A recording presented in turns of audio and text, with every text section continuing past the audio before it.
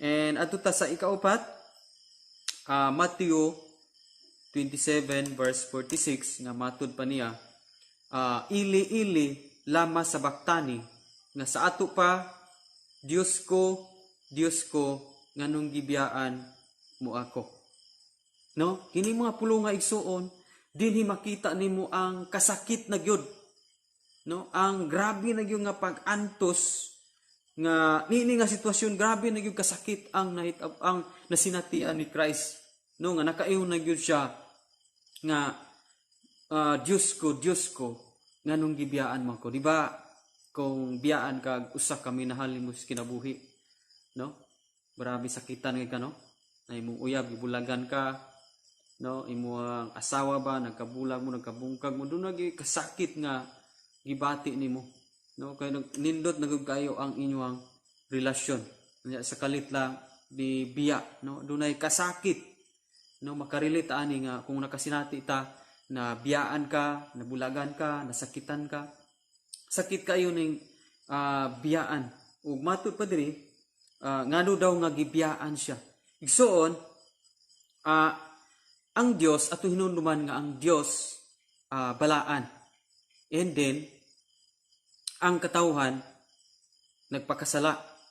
And si Christ siya ang nag-abaga dito sa krus. Matud pa sa Biblia nga nahimong ang atong mga sala siya ang nagdala dito sa krus. Iyang gilansang ug apil ang ato ang mga sala dito sa krus. Di ba nagaingon ang Biblia in Romans chapter 3 verse 23 nga for all have sinned and come short for the glory of God.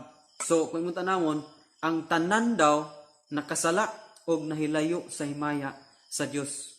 Sa ato pa si Jesus inihigayuna na feel niya nga sa iyang tawhanon siya mo'y nag-aabaga sa mga kasalanan sa katawhan sa tibuok kalibutan, no? Na siya mo'y nahanukan sa tanang matud pa sa Isaya, siya mo'y nadakdakan sa tanan natong mga kasaypanan, no? Gidala dito sa cross, siya ang nag-antos tungod sa atong mga kalapasan.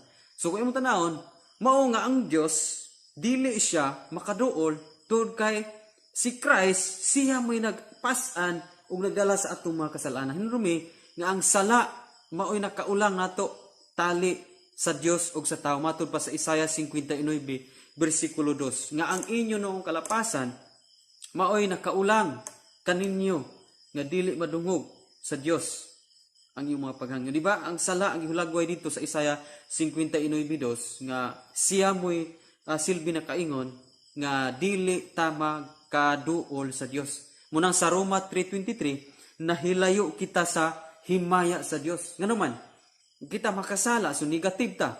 Nga ang Dios holy, positive, di ba? Sa wire sa Corinthi, doon naman ay positive o negative. No, ang itom ug ang pula.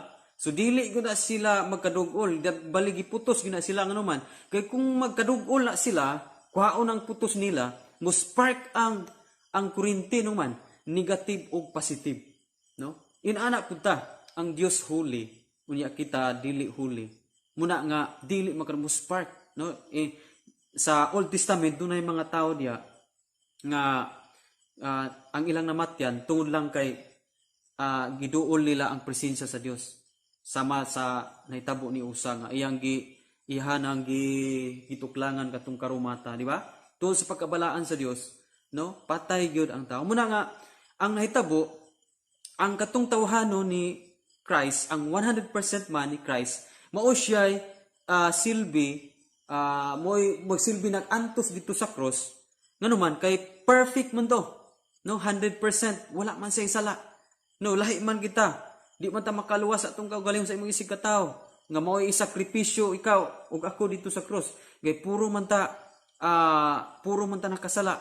Only ang perfect lang si Jesus nga wala siya sala, sinless si Christ. Muna nga siya, perfect man siya, siya mo'y silbi halad, perfect nga halad dito sa cross tungod alang sa atong mga sala. Di ba?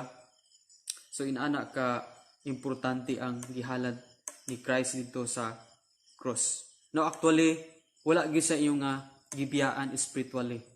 Pero sa tawhanon dili makaduol Dili magkadugol kay kung panalipdan to sa amahan, dili mahitabo nga mahalad siya ug dili mahitabo nga maato ang kaluwasan ug dili mahitabo nga ang atong mga sala silbi mabayaran dito sa cross, no? Muna nga giantos gyud na antos gyud to ni Christ ang isa iyang tawhanon. Nga naag sa tawhanon namatay gyud siya physically but spiritually Dios siya. So 100% man and 100% God. Yun ana ang gibuhat ni Kristo dito sa cross.